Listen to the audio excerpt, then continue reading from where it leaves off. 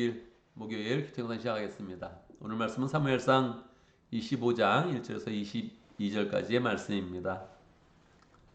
오늘 말씀은 사무엘상 24장에서 이어지는 그런 내용 속에서 전체의 그런 내용을 이해해야 합니다. 24장에서 어떤 내용이 나왔습니까? 사울이 다윗을 잡으러 왔는데 다윗이 사울을 죽일 그런 기회를 갖습니다. 그런데 그 기회를 사용하지 않고 사울을 이제 살려주게 되죠. 그때 이제 사울과 함께 왔던 3천 명의 군사들이 이 다윗의 행동과 사울의 고백을 다 듣게 되죠. 다윗을 잡으러 왔는데 다윗은 사울을 죽일 그런 기회를 쓰지 않고 그냥 사울 왕을 존중을 하죠. 그때 사람들은 다 다윗의 인품에 이제 감동을 했을 것입니다. 야, 저 사람 대단하다. 정말 특별한 그런 그 마음을 가졌네. 그 정말 사람이 가질 수 있는 그런 그 마음은 아니죠. 예수 그리스도의 그런 그 마음으로 이제 사울을 이제 바라보는 거죠. 근데 거기 있는 사람들이 사울의 이야기도 들었단 말이에요. 사울이 다윗을 향해서 이야기했거든요. 너는 나보다 의롭다. 너의 의로움이 정말 풍성하다. 그리고 하나님이 너를 축복하실 것이며 다음 왕은 네가 될 것이다. 그렇게 이야기합니다. 지금 사울이 다윗을 잡아서 죽이려고 쫓아왔는데 결국 그 일어난 그런 일을 보면서 하나님이 너를 왕으로 세울 것이다 이런 고백을 하게 되죠. 거기 있는 사람들이 다 함께 들었던 거예요. 지금 다윗에게는 약 600명의 그런 사람들이 있고 사울에게는 3,000명의 그런 사람들이 있고 그래서 약 3,500명 넘는 그런 사람들이 다 사울의 그런 고백을 듣게 된 거죠. 그러면 다윗의 그런 그 마음은 어떠할까요? 야, 그래. 하나님 나를 인정하시는구나. 이제 내가 드디어 왕이 되겠구나. 이런 마음을 이제 갖겠죠. 이때 다윗의 그런 나이가 28에서 29 정도 됐을 것입니다. 이제 정말 1년 정도 기다리면 또는 몇 달 정도 기다리면 이제 왕이 될 수 있는 그런 때가 된 거예요. 자, 그러면 이제 어떤 그런 마음으로 살겠습니까? 마음에 자부심이 있겠죠? 하나님이 나를 알아주시고 결국은 사울도 나를 인정했으니 나는 곧 왕이 될 것이다. 이런 마음으로 이제 살겠죠. 근데 그런 마음으로 살고 있는데 오늘 말씀 25장의 그런 내용이 이제 전개되는 거예요. 다윗에도 이제 따르는 사람들이 있어서 다윗을 따르는 사람들이 있어서 이제 한 600명 정도 했거든요. 그러니까 매일매일 600명이 먹고 사는 게 이게 보통 일이 아닙니다. 그래서 그 근처에 나발이라는 그런 사람이 있었는데 아주 부자였어요. 양도 한 3천 마리가 있고 뭐 짐승들을 많이 기르는 그런 부자였단 말이에요. 근데 양을 이제 털을 깎는 그런 때가 됐는데 이거는 이제 큰 축제거든요. 우리로 치면 이제 추석과 같이 큰 이제 농사를 다 짓고 나서 추수의 그런 기쁨을 나눈 것 같이 양털을 깎는 게 요 때가 이제 아주 축제의 그런 때인데 그때를 맞이해서 다윗이 가서 우리가 이제 사람이 많은데 절대 당신의 그런 재산에 해도 끼치지 않고 도리어 그동안 늘 보호해 줬으니 우리에게 먹을 거를 좀 주시오. 이렇게 이제 부하를 통해서 얘기를 했단 말이에요.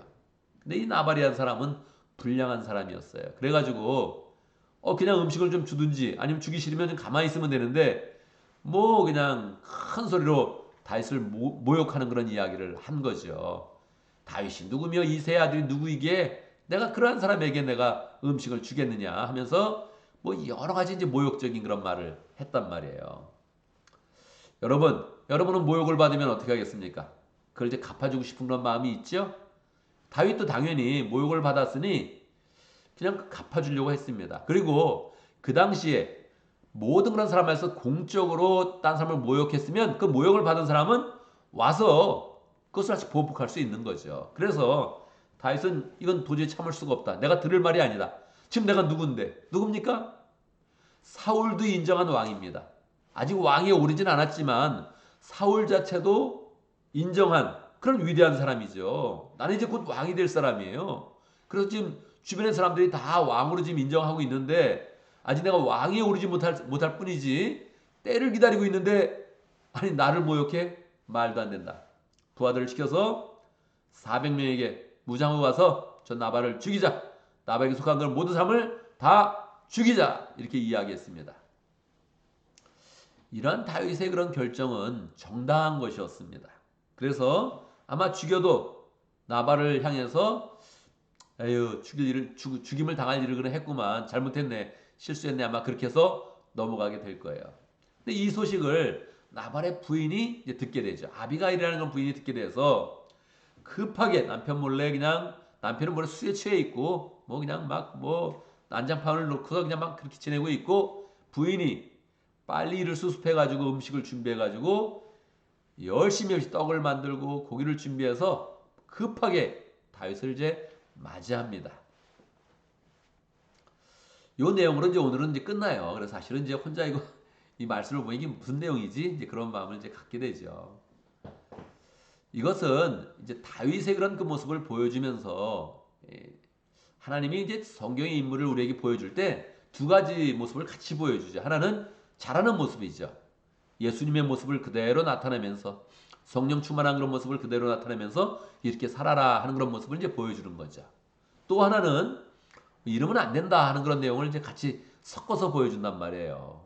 오늘 내용은 이러면 안 된다는 그런 내용입니다. 다윗의 입장에서는 정당한 것이었습니다. 다윗의 입장에서는 내가 모욕을 받았으니 당연히 내가 이 모욕을 되갚아줘서 너를 죽이겠다.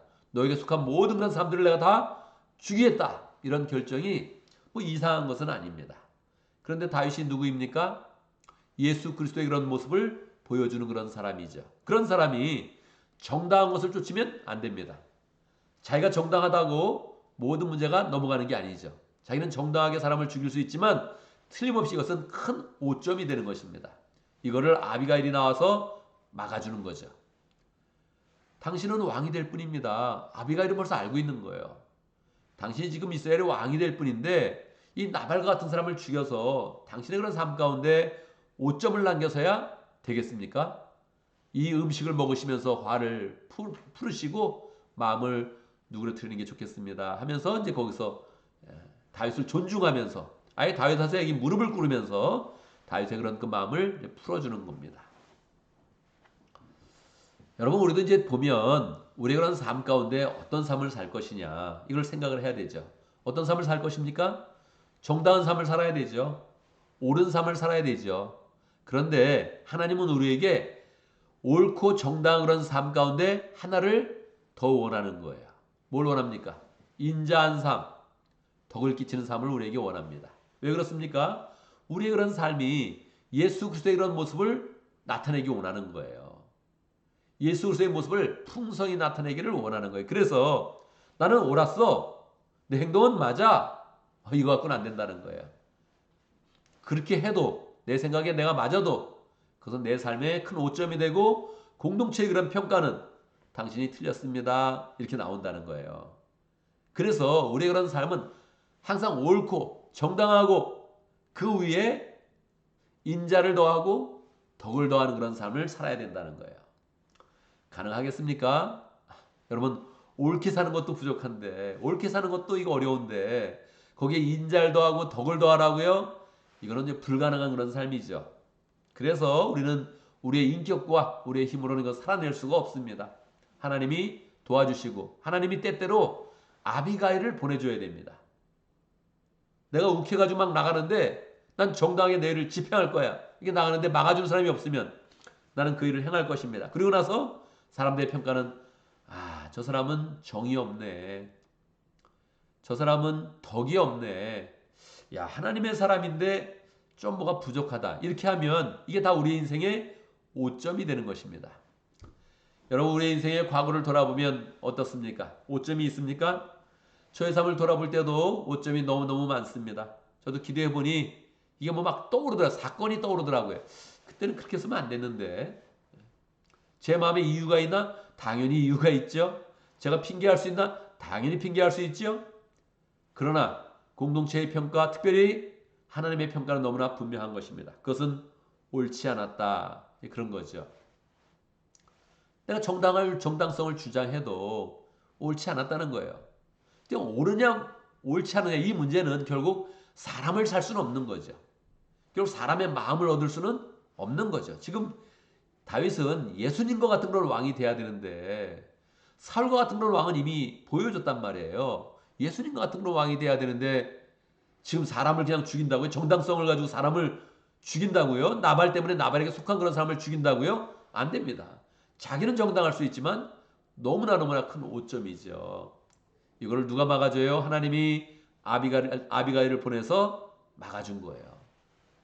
우리는 우리의 그런 삶 속에서 계속적으로 기도하는 그런 가운데 하나님 내 성품을 그대로 나타내지 마시고 항상 예수님의 은혜로 덮어서 나타날 수 있도록 축복해 주세요. 하나님 내 성격을 그대로 나는 원래 그래. 내 성격은 원래 그래. 나는 그런 사람이야. 이걸 주장하는 게 아니라 내 모습 가운데 예수님의 모습이 나타나도록 인도해 주세요. 끊임없이 우리는 기도해야 되죠. 내가 나를 나타내서야 무슨 열매를 거두겠습니까? 내가 내 성격을 나타내서야 누가 우리를 따를 수가 있겠습니까? 그러니까 이거는 정말 평생에 걸쳐서 싸우는 싸움이죠. 하나님도 과거에 우리의 이런 잘못을 이해하시면서 덮어주시면서 그래 네가 하늘나라에 올 때는 성품 하나 가지고 오는 것이다. 그러면서 우리를 자꾸 고쳐주는 거죠. 그래서 우리는 끊임없이 성품에 대한 그런 문제를 자꾸 노력을 해야 되죠. 그런데 그것만 가지고는 뭐 안 되는 거죠. 왜요? 우리는 욱할 때가 있거든요. 이건 못 참아. 그럴 때가 있거든요. 그러니까 뭐 그때는 완전히 하나님의 공의가 무너지는 거죠. 하나님의 그런 사랑이 무너지는 거죠. 그래서 우리는 늘 주변에 아비가일과 같은 그런 사람을 만나야 됩니다. 옆에서 하나님의 말씀으로 세우고 하나님의 그런 은혜 가운데서 우리의 명예를 지켜줄 그런 아비가일과 같은 그런 사람을 만나야 되죠. 당신은 옳습니다. 그런데 그것대로 다 행하면 당신의 그 명예의 오점이 됩니다. 이렇게 이야기해 줄 수 있는 그런 사람을 우리가 이제 만나야 되는 것이죠. 그게 서로 우리의 그런 목장 모임이 돼야 되고 교회 모임이 돼야 되고 우리 목자 그룹의 그런 그 만남이 돼야 되는 거죠. 당신이 정당하기는 한데 그렇게 하면 열매가 풍성히 나타나지는 않겠습니다. 당신은 더 위대한 삶을 살아야 됩니다. 더 축복스러운 삶을 살아야 됩니다. 더 은혜롭고 더 덕을 끼치는 복된 삶을 살아야 됩니다. 이렇게 이야기해 주는 그런 사람이 있어야 되는 것이죠.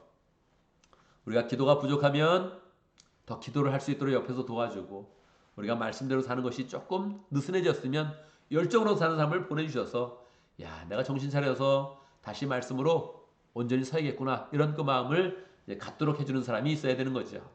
우리 이런 목장 목회가 우리 목장 목양이 조금 더 느슨해지고 야 힘들다 자꾸 이러고 있을 때 꾸준하게 목장의 그런 사역을 하면서 우리에게 본이 되는 그런 삶을 보내주시고 또 내가 마음이 처져 있을 때 내 마음을 위로하고 다시 마음을 세울 수 있는 그런 사람을 우리가 찾아야 되는 것이지요. 우리가 이런 삶을 살면 하나님께서 우리를 이제 기뻐하는 거죠. 우리의 그런 그 모습들을 기뻐하면서 더 은혜를 끼치도록 역사해 주시는 거죠. 우리가 부흥회를 연속해서 3번을 가졌는데 조미경 목녀님이 이런 아비가일의 그런 그 모습을 많이 우리에게 보여준 것 같아요. 또 우리 사회에서도 많이 있는데 사람의 마음을 사고 사람을 더 세워주는 그런 복된 그런 그 말씀을 우리에게 많이 준 것 같습니다. 그래서 우리의 그런 그 마음 가운데서도 여러 가지 그런 모범을 보면서 그래 내가 옳은 것을 주장하지 아니하고 하나님 앞에서 덕을 끼치고 더 인자하게 행동하고 사람의 마음을 얻는 그런 복된 삶을 살아서 우리 그런 삶 가운데 늘 부딪히고 싸우고 이런 부분보다 우리 그런 삶 가운데 하나님의 은혜와 사랑과 영혼의 열매가 풍성하게 맺히기를 바랍니다. 오늘도 말씀 가운데 기도 제목을 붙잡습니다. 하나님께서 우리를 늘 보호해 주시고 성품도 풍성하게 만들어 주시고 그리고 좋은 사람을 계속 만날 수 있도록 아비가일과 같은 그런 사람을 계속 만날 수 있도록 인도해 주시도록 함께 기도합니다. 오늘 목장을 위해서 기도하는데 인디아 목장을 위해서 기도하겠습니다. 박지호 목자님, 송진경 부목자님, 목원들도 하나님께서 보내주시고 또 공갈렙 선교사님 주님께서 축복하시고 인도해 주시도록 함께 기도합니다. 우리 교회를 위해서 기도하는데 우리 교회가 또 요즘에 새롭게 더 기도를 하고 있네요. 우리 기도할 때 함께 또 기도의 그런 불길이 더 풍성하게 또 잘 또 타오르고 또 함께 기도하는 그런 가운데 하나님이 우리가 원하시는 뜻들을 우리가 굳게 붙잡고 하나님이 열어주시는 그런 축복의 길로 나아갈 수 있도록 함께 기도합니다. 제가 먼저 기도하고 또 함께 기도하는 시간 갖도록 하겠습니다. 기도합니다. 할렐루야. 우리 하나님을 찬양합니다. 우리에게 구원의 은혜를 주셔서 하나님 앞에서 옳은 대로 행하기를 기뻐하고 의롭게 살기를 소망할 수 있도록 역사하신 것 감사합니다. 하나님 아버지, 늘 우리가 하나님 앞에서 옳게 살고 공의롭게 살기를 원하는데 늘 축복하여 주시고, 그 위에 하나님의 그런 사랑과 은혜와 인자의 그런 그 마음들이 더해져서 어떤 일을 하든지 사랑 앞에서 예수 그리스도의 이런 그 모습과 사랑과 능력이 나타날 수 있도록 축복하여 주시옵소서. 우리가 우리의 그런 성격과 나의 그런 생각을 주장하다가 무너지지 않도록 역사해 주시고, 늘 하나님의 은혜와 사랑과 하나님이 부으시는 명예가 충만하도록 역사하여 주시옵소서. 하나님 아버지, 오늘도 목장을 위해서 기도합니다. 인디아 목장의 박지호 목자님, 송진경 부목자님 축복하여 주시고, 하나님 목장이 더 은혜롭게 잘 세워질 수 있도록 축복하여 주시옵소서. 성령의 은혜를 부어 주시옵소서.